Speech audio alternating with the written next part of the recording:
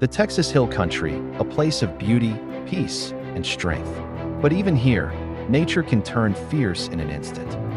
During the devastating flood, the quiet rivers that shaped this land became unrecognizable. Torrents of water swept through towns and homes, taking with them not just property, but lives.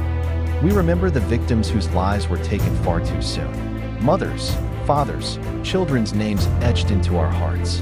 Their stories, their laughter, their presence, now carried in memory. In the aftermath of the storm, we see the true heart of Texas. Neighbors comforting neighbors, communities rising together, a fierce spirit that won't be broken by floodwaters or sorrow.